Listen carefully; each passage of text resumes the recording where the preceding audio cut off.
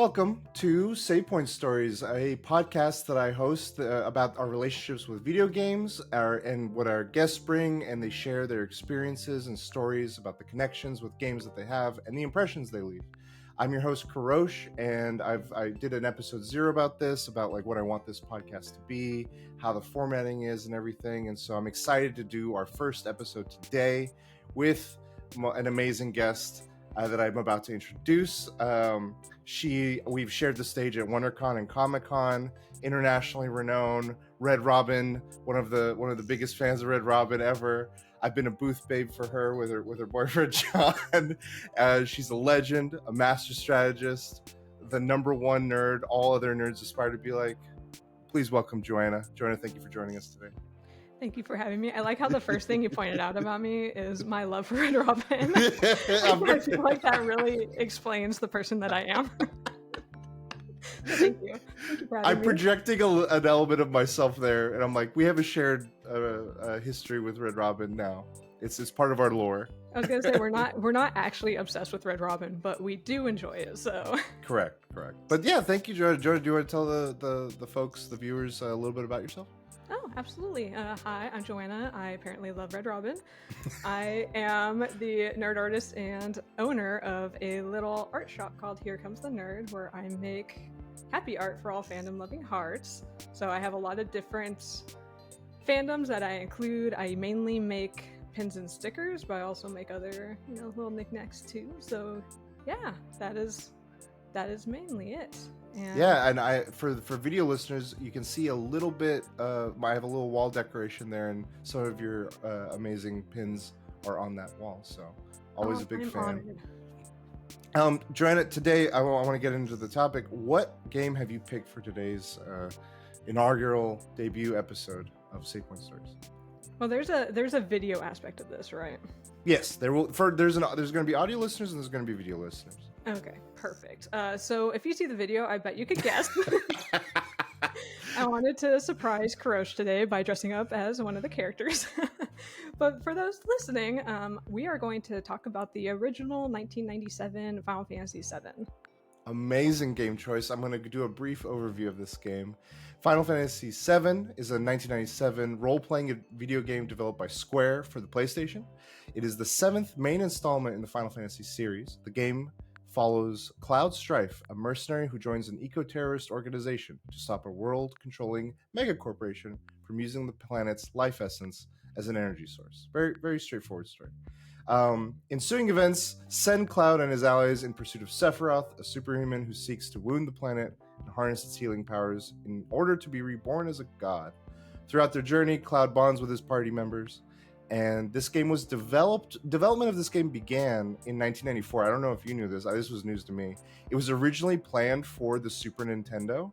After delays and technical difficulties experimenting with a bunch of different platforms, including the Nintendo 64, Square eventually moved the production to PlayStation, largely due to its freedoms and capabilities technically. So wow. That's our game today.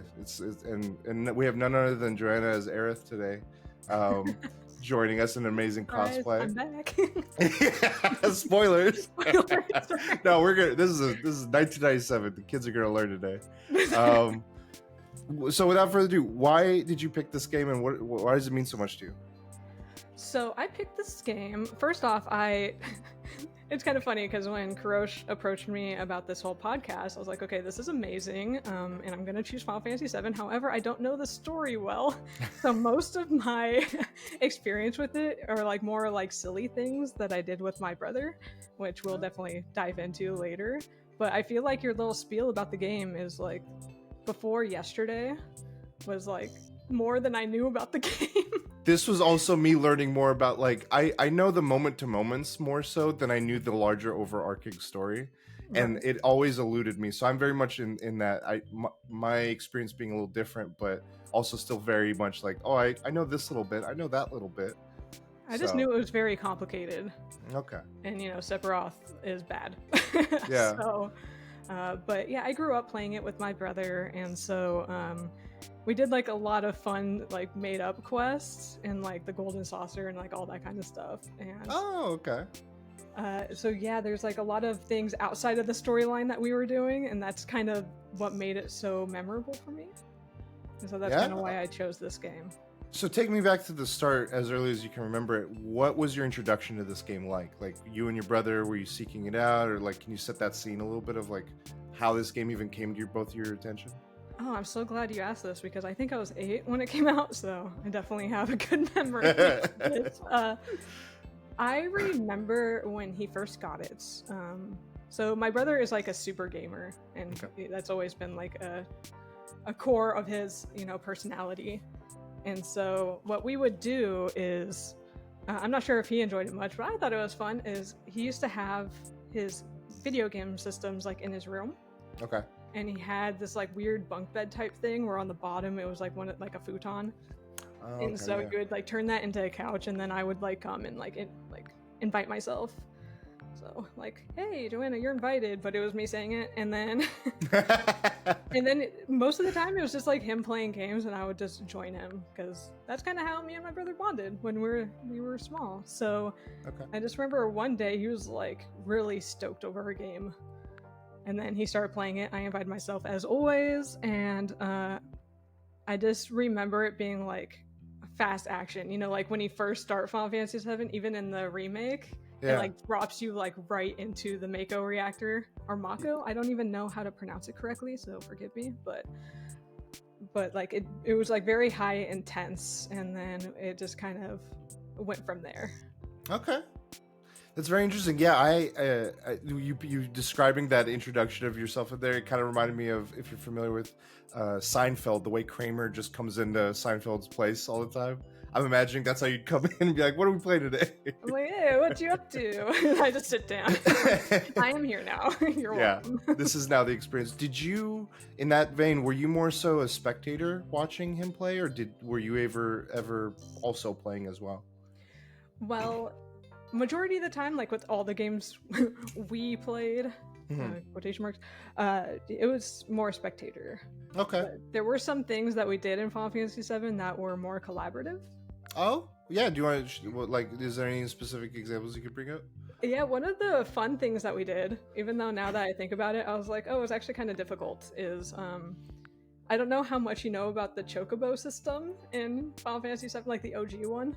Can you explain a little bit? I know briefly that they're creatures in the world, and you can ride them to get from one place to another, and there's certain, like, it's almost Pokemon-esque maybe to some degree. I don't know if it's in this game or not, but it's like if you get the gold one and you get this, different color ones. So perfect. I'm glad you said that.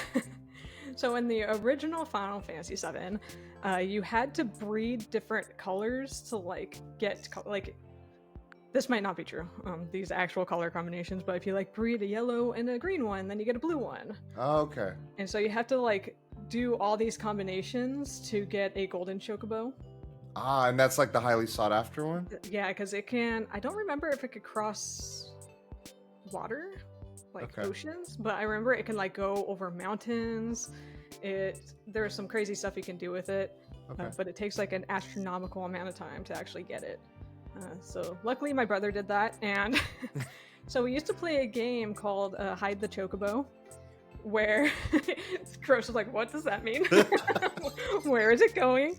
But what we would do is we had the golden choco, and we would take, like, one person would leave the room.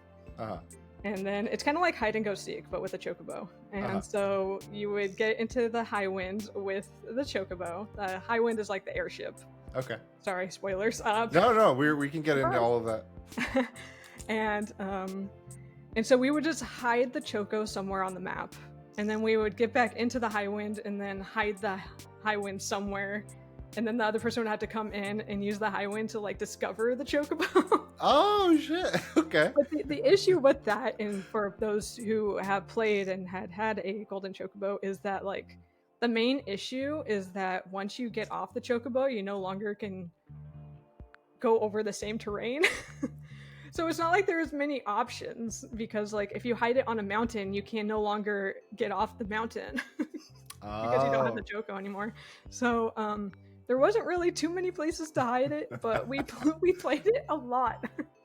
You made your own little side quests in we that did, game. yeah. It was fun at the time. I mean, we were young, and and goofy. So Yeah, I feel like that's something a lot of times in my own experience too with my brother of, you whatever game you're playing, you find a new way to make it fun for you too that is like unique in its own way. right.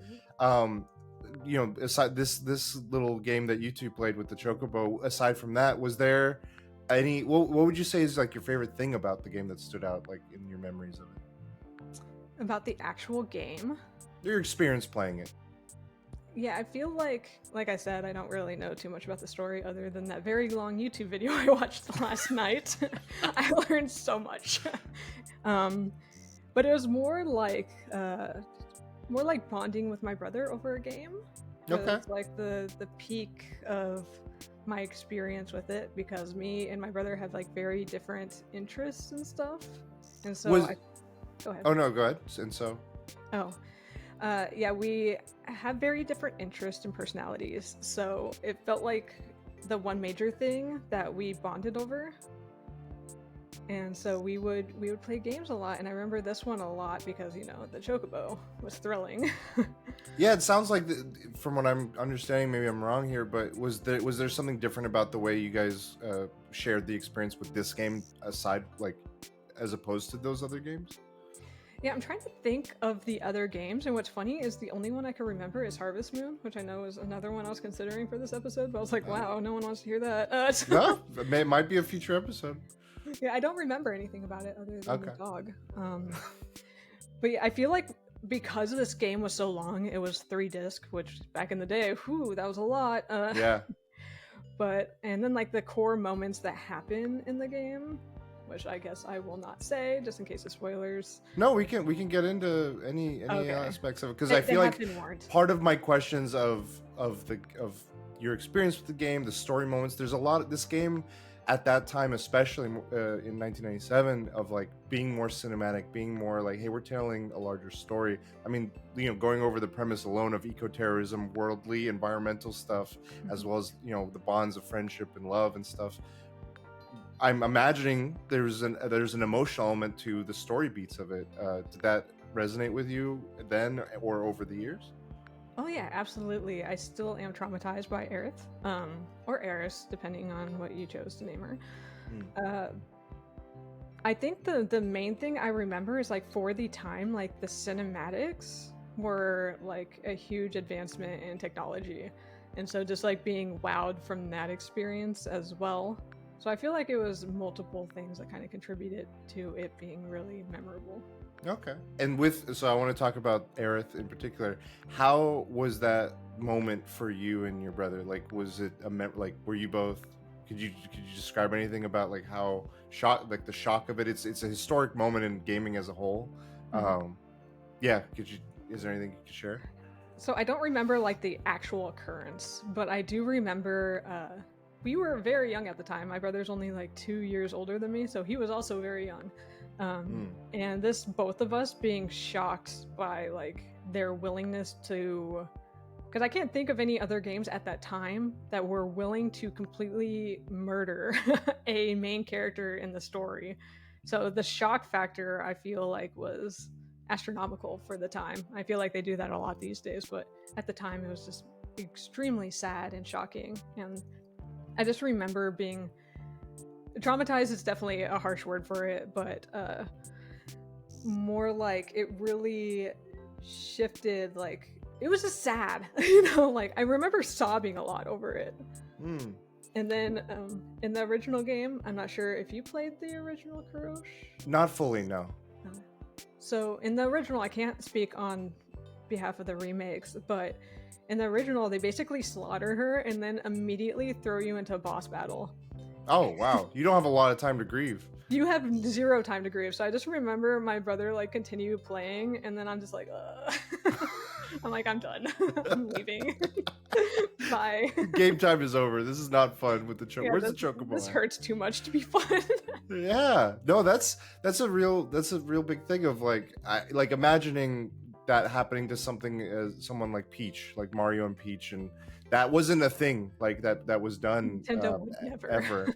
Yeah, and so I can only imagine like at a young age too being introduced to that, it having that effect. over the years, has that opinion, or I know you've talked about like a little bit of the remake, you mentioned that this game has been in a staple in the, I know the Final Fantasy series has kind of gone on and made more iterations, but this game specifically has kind of been a staple. Like they keep revisiting it in film form and other game forms, in a remake now. Has your perspective and opinion on any of the elements of it, or your as a whole, kind of shifted or changed over the years in any which way? I don't think so. I feel like it's very nostalgic. Okay. Like, I feel like, you, for example, if you were to go back and play the OG Final Fantasy VII, I don't know if it would have the same impact, but I feel like for the time, like, them brutally slaughtering people, and then, even the fire that Sephiroth creates, I don't know how to pronounce things, so forgive me. Don't hunt me down, please. Is it Nibelheim? I think Niflheim or Niflheim. Oh, okay. Yeah, something around there. Okay, you all know what we're talking about.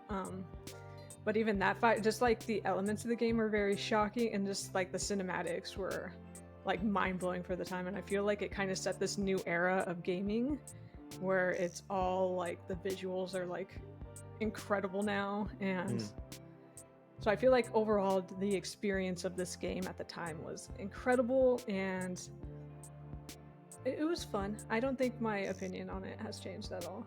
Well, elements of it are also interesting. Knowing you, I know you have a interest or a fascination with a key villain in this story, Sephiroth.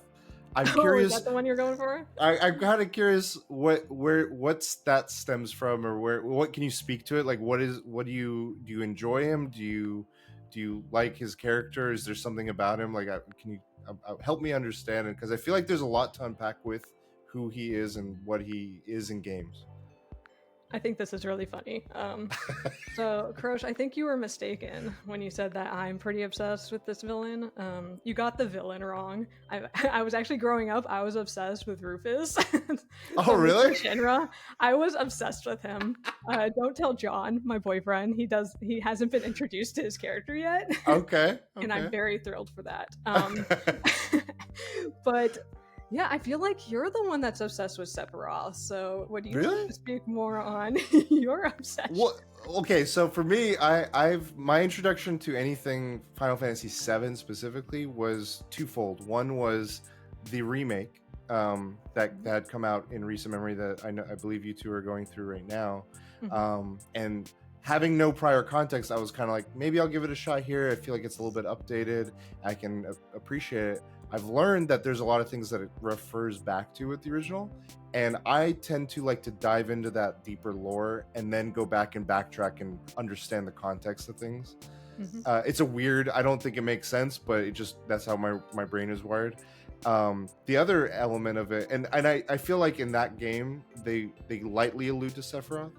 Where I got more of his experience with him and having a little bit of a dichotomy with him is in Kingdom Hearts, another franchise that you I think were a big influence in my, like, hey, let me try this game out, because that was a game I didn't grow up with, but I've always heard of, and there's a fandom around.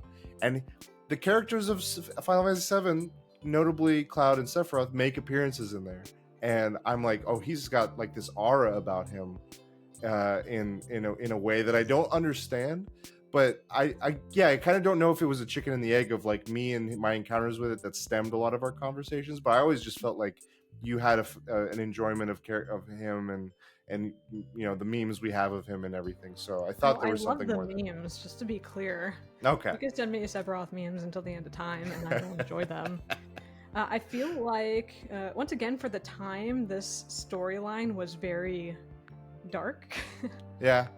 And he was kind of, when like you think of villain, I feel like he's one of the key ones that come to mind, because like not only is his look so distinguished, like if you see long gray hair or silver, I'm not sure, like you think of Sephiroth.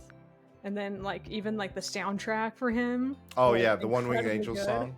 Yeah, amazing soundtrack for the entire game, by the way. But I feel like he's just iconic for being like truly like just truly evil, and at the same time he's hot. It's weird feelings, but I feel like he really like set a new a new age for like villain development.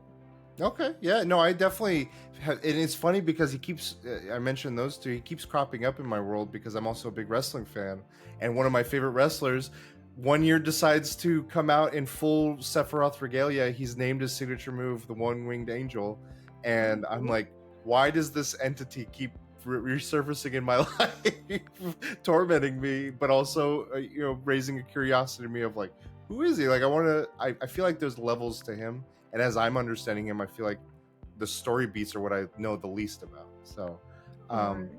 but then to the character you're dressed up as today, like, what are some of the biggest aspects of Aerith that you really find yourself drawn to? Aerith has been my favorite character in this franchise for a long time, forever actually, and that's probably why I was so traumatized by her death. Anyways, moving on from that, what I really loved about her was her kindness. And as a fellow Hufflepuff, I know you're a Hufflepuff too. Hufflepuffs. Like, Puffs. We're very like drawn to kindness, and it's like something that we like focus on every day, just with like various tasks and people. So just like, she's such a sweetheart, and she didn't deserve it. But I just loved like how like even her little graphic was like super cute, and her little dress, like her whole aesthetic was like adorable, and how like she clung to Cloud, and even though she liked him, like she was still super nice to Tifa, and just like the entire dynamic of her character and personality. And then, her dress is really cute too, so. Do you feel like that? I mean, you kind of mentioned it. I very much see that in what you bring out, just as our friendship, and also just in what you do in creatively in your Here Comes the Nerd stuff about kindness and friendship and stuff. Is that rooted in any way, or did you have other things in that space, or do you see like a line there? Oh man, I wouldn't have drawn those two together. I have no idea how to answer that. Okay. No, it's something like I just in the moment I'm like, I wonder if there is a connection or parallel. Sometimes it's just, hey, this exudes out of a personality, and you see it stemming in other parts of you, and I see it very much. So I'm like, oh, I can see that there. And she's also, you bring up a good point of her just kind of like bringing this life and personality that I've seen too, of this world in the game is so cold and mechanic, and it brings up about environmentalism, and it brings about like the things with the machinations of industry and aspects. She's very like, she sticks out like a sore thumb in a good way of like, look at this life, and look at this kindness, look at this just more. She every time you see her, there's always light, nature, and everything around her, and I feel like that amplifies that feeling that you mentioned. Right, she's like a ray of sunshine in the dark universe. Yeah. I actually just realized that maybe a connection I have with Aerith, maybe, yeah, like the point you made with the kindness is definitely true. However, I noticed that like even in video games and stuff, like I'm always playing the healer. And yeah, I was gonna ask. Yeah, so I feel like that's a key aspect too, where I love helping others, and she's like, I don't know, I feel like she's like a video game version of me, but like so much cooler. Well, the game leads us to aspire, or we aspire. The game is a reflection of us, I think, is an element of it. So, I never realized too. Is she, when you have your party in Final Fantasy VII, is she very much in the healer kind of support role? Oh, absolutely. Okay. Yeah, like even her like limit breaks, and like the core thing she does is heal. Okay. And like the basis of her character. You know how like every character has like a specific weapon they use, whether it's their fist or their gigantic arm gun. Yeah, what's Barrett's? Yeah, I have no idea. I'm so glad you asked. But hers was more like based on healing. Okay. Do you find yourself, this game? You and John are now going into it, and it's his first introduction. Prior to that, have you revisited the game in any way? Oh, that's a really good question. I visited it in ways that aren't necessarily like replaying it, but more like through my art, I've drawn some of the characters. For example, I did Cloud in his dress when he busts into Don Cornelio's mansion. Yeah. Still on the website, by the way. So yeah, it has influenced my art, and then also in another way that I don't think I've ever told anyone before, but I listen to the soundtrack a lot, like specifically when I'm working. Oh, Like for example, like if I need the motivation, and my job is very like finance based, so it could get very intense, like really strict deadlines and huge projects. So what I would do is I would just crank up like One Winged Angel or Genova Complete, and it really motivates you. It does because it's good music and it's like it's fast great. paced. Yeah. Yeah, so that's something that I do almost every day at work. Wow. Okay. Yeah. No. I one thing I've been learning in playing the remake and rebirth, I think, is also the soundtrack has been redone in an orchestral fashion, and I know it's been done numerous times over the years, but the recent renditions are also amazing. Like I love every version that people keep bringing out of it. Oh, for sure. Still, kind of on the game side, did you ever have a favorite summon? Ooh, a favorite summon. Because there's some fun, clever ones. There's some more intense, wild ones. They get One really second, wild I'm with gonna those. look up a list of summons Okay, okay. because I could only remember like the basic ones and then like Knights of the Round Table. Is it Knights of the Round Table? I'm not sure. I do know that right now. So while you're looking that up, I know that with the second of the new remakes, Rebirth, when you start, if you had done any of the beta testing with it, they gave you like a free one that's like, hey, you played a little bit, and this one has you where the summon is a chocobo and a moogle, and they just swarm. It's very cute and fun, and that's like the intention. It does a little bit of damage, but it's more so for the like aesthetic of it, of like, oh, look at this, like, yeah, it's adorable. Stampede and moogles and stuff. Oh yeah, I love that one. Just yeah, it says Choco Mog. Yeah, joke. That's the one. Adorable. Yeah, I would say my favorite. It's between two. Okay. One of them, it is called Knights of the Round. No table. No table. There's no table involved. But I remember we worked so hard. I say we, like I had any part to do with it. Guidance is also sometimes required. Management and leadership. You know. He needed support. Okay. Yeah. I was there to bring the support. But Knights of the Round was really cool because it, like, if I remember correctly, keep in mind this is like a long time ago, but like it lifts the bad people like in the air, and then like these huge monsters just come and like whap them a bunch of times. Okay. But a personal favorite of mine would be any of the Bahamut's. Oh, yeah, I've seen them rendered in different Final Fantasies as well, and every time I get this godlike, like, colossal feel to it. It always has a level of like gravitas to it that I love. I feel like it's almost, people could not agree with me, that's fine. Like when you think of Final Fantasy summons, I feel like that's the one that's probably the most well known. It's like the huge behemoth dragon that's trying to blow you away with fire. Interesting. Okay. I know, again, it's been reimagined and revisited, but if they did, let's wipe the slate clean and say they came to you and said, Joanna, with your passion and love of this franchise, what would you like to come as a new project in the Final Fantasy VII space? Like, we want to give you some creative freedom. What would you want? What would be like your dream? Oh man. Or elements of it. Like, we could brainstorm here, make this a little bit of a fun thing. Yeah. They've reimagined the game a few times. Would you want to see any new stories with it, or focusing on any specific characters, or them doing like a what's the game you were mentioning? Like Animal Crossing Harvest Moon-esque, like, hey, we're just managing a farm and chilling with our pets. I would love that for Cloud. Like, you get the point in life where he could just harvest crops, like. And he's just using his Buster Sword to like plow the land a little bit. Oh yeah! Imagine how fast he would be at just like chopping the crops. I don't think that's what you are supposed to do, but I feel like he would do that. Yeah. You know what? I feel like the original game was so perfect. I am glad that they're making the remastered versions, because I feel like at this point, like if you didn't play it way back when, then people aren't like inclined to play it, because the graphics are kind of not that great in comparison to what we could do today. I could tell you the Kingdom Hearts storyline did anger me, but we won't go there. Okay. So Save I'm that not for another one. cool with like any aspects that would bring Aerith back. I feel like that is a key moment in the storyline. I love her, but Okay. like I felt like her death was crucial.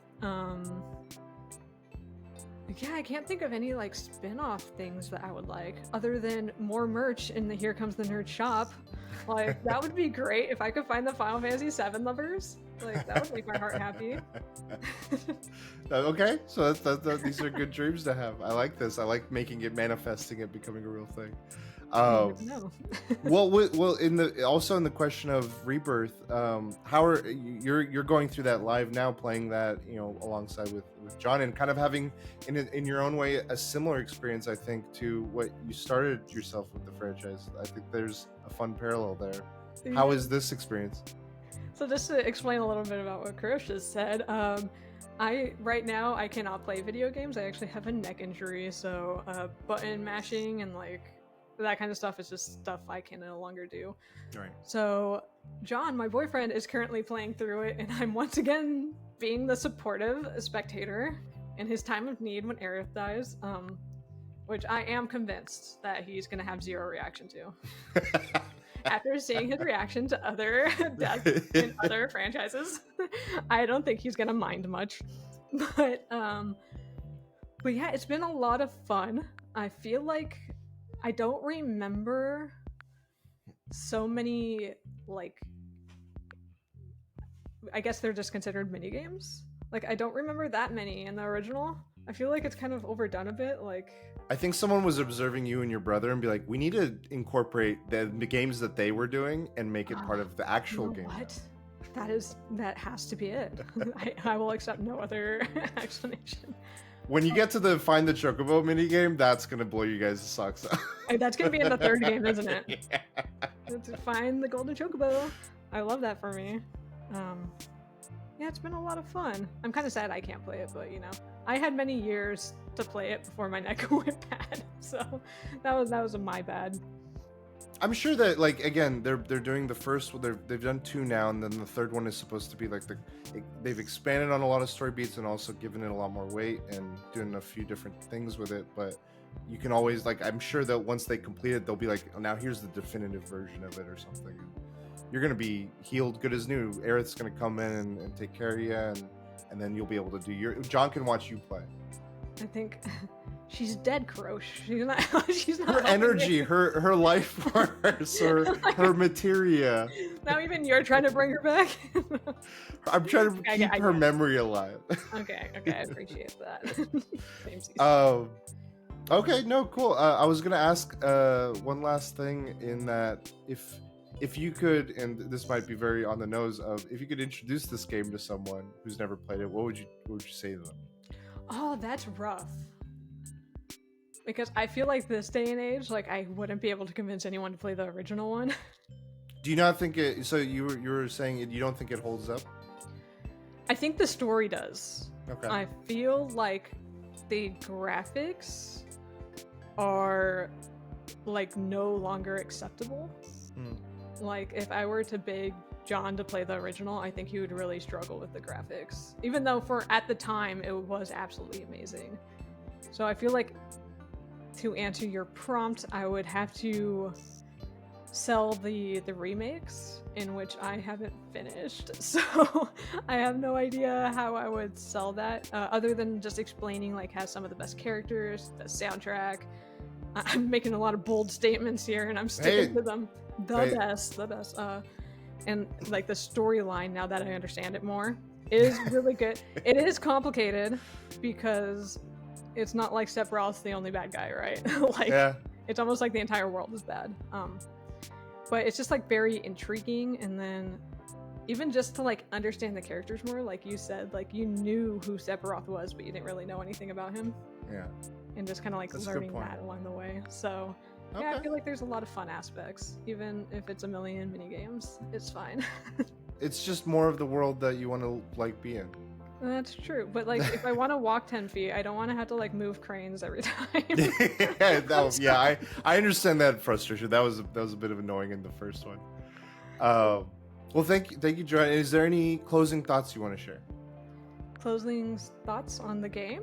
About your experience, why it means so much to you, about just everything you've gone over. I don't know, I just feel like for all like the 90s and 80s babies, like this game I feel like really set the tone for like future games. And just like everything about it I feel is iconic. Even the graphics for the time were amazing, and it holds a really special place in my heart, just sitting there on the bunk bed playing with my brother and harassing him as he did Knights of the Round like 500 times in a row. But it worked, so that's what matters. Yeah, no, for me, what I love hearing and learning is how much of it holds a close memory for you at that age, and looking at you now and seeing you go through your own experience with John and playing the remake, and then the elements of Aerith and the hope and the kindness that it brought out, and I see so real in a lot of what you do. I think it's very prevalent and real, and I can see that the impact is clear to me and its impressions on you. So thank you for sharing all the stuff you did today and being on the show on the first episode. I am honored. And I did, so this season doesn't per se have a theme with the topics. I very much wanted just people to bring what they're most passionate about, but for me it's got a little bit of a personal theme. I wanted to ask the people to be in my first season to be people who've helped shape me in the creative space and in the support and elements from how it's been to where it is to where it's going. And you've been one of the biggest champions of mine, and I always appreciate the support and the guidance, and I'm very grateful for it. So on this first episode, I wanted to like really have you be an element of that, and yeah, it means a lot to me. So thank you. That was so sweet. Thank you, Kurosh. Anytime, yeah, like, of course. On the same note, like with my shop and just personally, like you mean so much to me, and just like I feel like you're one of my biggest champions too, and you're just such a great booth babe and friend that when you asked me to do this, I was like, I'm so excited for you, and I think this is going to be a really fun series.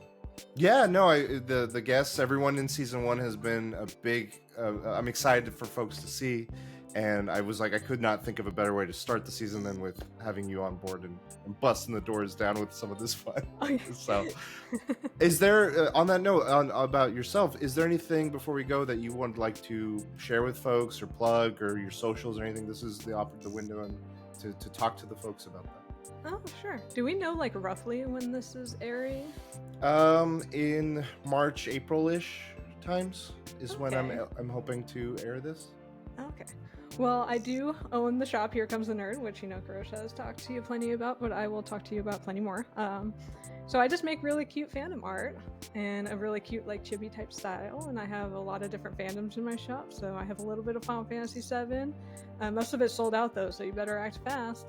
And I'm kind of everywhere. I'm on Patreon, TikTok, Facebook, Instagram. I'm everywhere, literally. Just look for Here Comes the Nerd. Here Comes the Nerd or HCT Nerd, in case they had like a character limit. Okay. And we'll make sure to put the social links in the show notes so that people have a very easy way to find you. But yeah, we try to foster like a fun, just nerdy community where we get to chat about our favorite fandoms, whether it's video games or movies. So yeah, come join us. I will say on two fronts, in person at conventions, if you ever get fortunate enough to see her booth, it's always a blast to be around her booth. And then online, you said the community, like even if you're not, if you're unable to for any reason make a purchase, the community you've fostered and built in your Facebook groups and everything is just a great group of people. So I encourage you just to be invited by this face endorsed. I'm very fortunate with the people that support me. Just like whether or not you can make a purchase, I know I'm a shop, but at the same time, we're just good, fun-loving people just to chat with. So I'm glad you're part of it too. Absolutely, I'm glad as well. And I want to thank the viewers for joining us today on this episode. Thank you for watching and listening, and we'll see you on the next Savepoint.